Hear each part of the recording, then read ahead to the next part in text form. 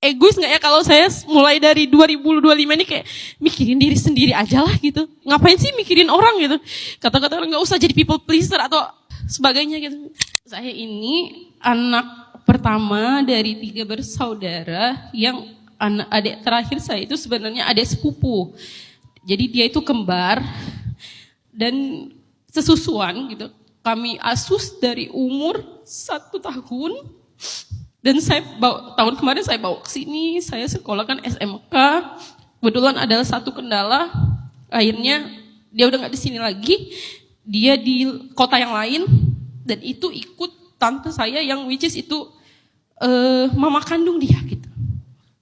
Tapi kayak gimana ya, maksudnya saya tuh dicap gagal gitu loh, kayak kamu tuh gagal, kenapa adik kamu akhirnya kamu balikin ke sini gitu. Tapi sebenarnya bukan itu, kami punya alasan tersendiri kenapa akhirnya kayak ya udah nggak apa-apa, kamu selesaikan sekolah kamu dulu di sana gitu. Kayak nanti pas kuliah kamu di sini aja. Saya berniat ngajak dia kuliah di JGU gitu, di sini aja. Tapi kadang kayak mikirin semuanya gitu, jadi akhirnya kayak gara-gara adik pulang ke kota itu, kayak urusan keluarga tuh jadi kayak runyam, mama dan adiknya ini jadi kayak pokoknya agak bergesekan gitu lah. Sometimes saya tuh dari dulu ya, karena memang figur bapak itu nggak ada, jadi kayak saya tuh mencoba gimana saya jadi figur, jujur saya mencoba menjadi figur bapak di keluarga. Itu bukan cuma saya ke adik-adik, tapi kayak even itu mama ke abangnya, ke adik-adiknya, jadi kayak even saat mereka nggak akur, saya coba mau akurin mereka gitulah. Tapi kadang-kadang saya capek banget Ustadz, kayak gini loh, kayak kok saya semua yang mikirin gitu, ngerti ya? Kayak kok saya yang mikirin semuanya gitu. Mereka mikirin saya enggak gitu ya. Bahkan saat di 2019 saya gagal dan saya hampir kayaknya dunia ini enggak perlu ada saya deh gitu ya.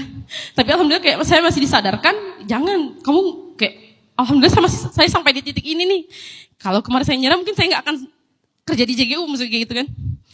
Tapi kayak 2019 saya begitu, mereka tahu nggak ya gitu ya, mereka sadar nggak kalau saya tuh pernah di titik itu gitu. Sedangkan saat mereka kios-kiosnya, saya tuh coba hadir kayak, yuk kita benerin gitu, yuk kita ratin, yuk kita bagusin, maksudnya kayak kita jangan terpecah. Saya tuh mau kayak orang-orang kayak kita kompak gitu, ngerti gak? Tapi kayak saya capek, karena saya terus yang mikirin. Boleh kan Ustadz kalau saya egois, kadang-kadang kayak saya mau mikirin diri saya aja gitu. Tapi saya punya anak juga, kayak kadang-kadang saya kerja juga, saya perantau, gak ada yang ngasuh misalnya gitu. Saya bukan mau share kesedihan atau apa, tapi kayak ini kok kenyataannya gitu loh.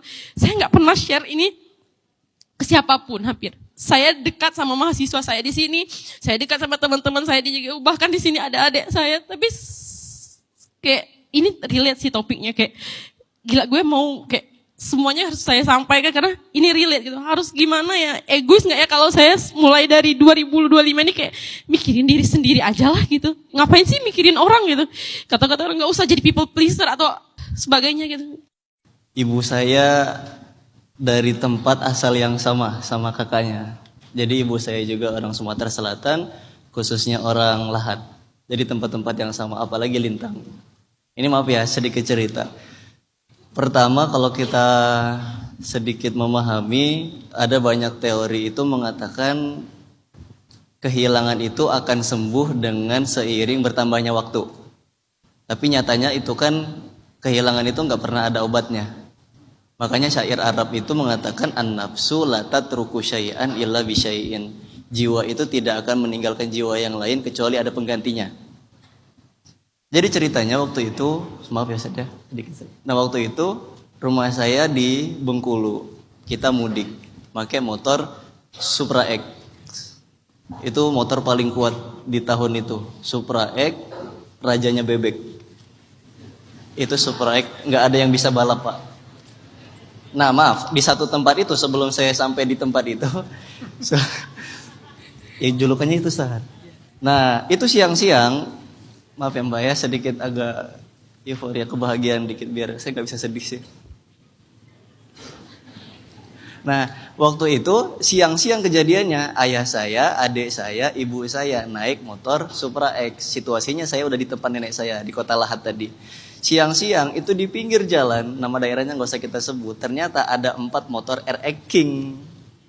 4 motor RX King itu laki-laki semua, isinya 8 orang, set nyalip bapak saya.